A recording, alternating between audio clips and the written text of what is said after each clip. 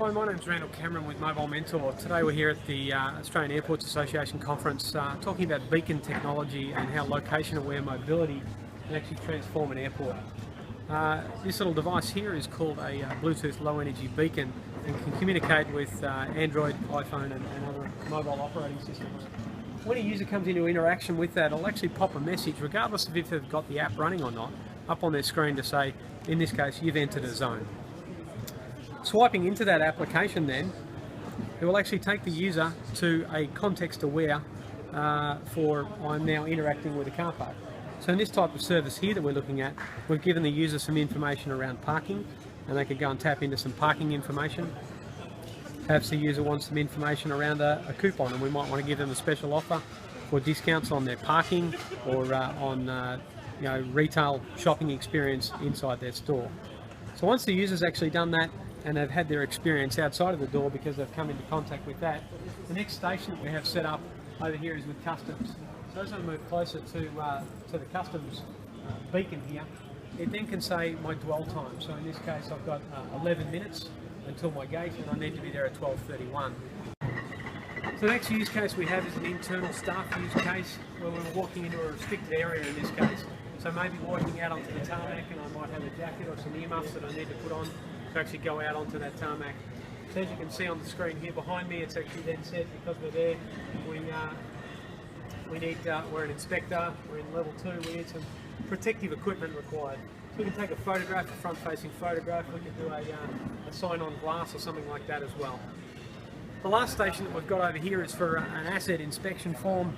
So this asset inspection form we're using the little fire truck here and taking away mobile navigation. So how many asset inspections get done after the point of inspection? So the person may go and inspect the asset, come back in, take a phone call, go out to lunch and then fill out the form many hours later.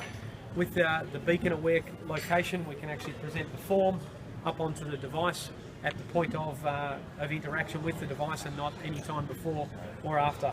As you can see on the screen there, we've got that we're at truck 18, it's in the emergency services hangar, and we can bring up many different features like actually raising a work order if it's defective by selecting who I'd like to do that work or what type of work and assigning it to someone, detecting a location of where the location of the device is, so on and so forth.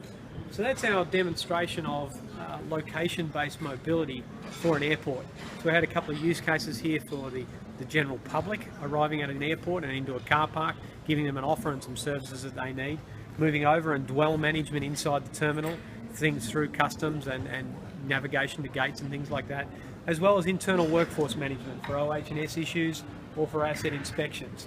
So pulling together the combination of Mobile Mentor and its managed service capabilities for implementation and design of these solutions. Blink Mobile is a platform that can allow us to create these work order forms very quickly and effectively on any device type, so they can go on Androids and things like that as well as iProximity as our partner for the beacons here. This little guy here is actually a waterproof beacon that lasts for a couple of years, got a little cable tie spot, so we can have that one on an outside asset like our fire truck.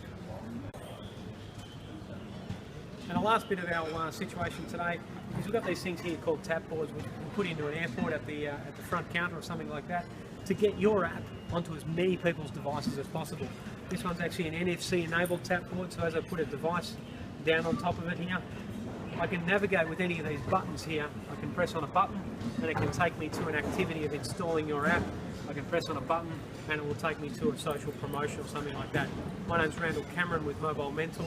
This is the Australian Airports Association Conference and this is our demonstration of location-aware mobility.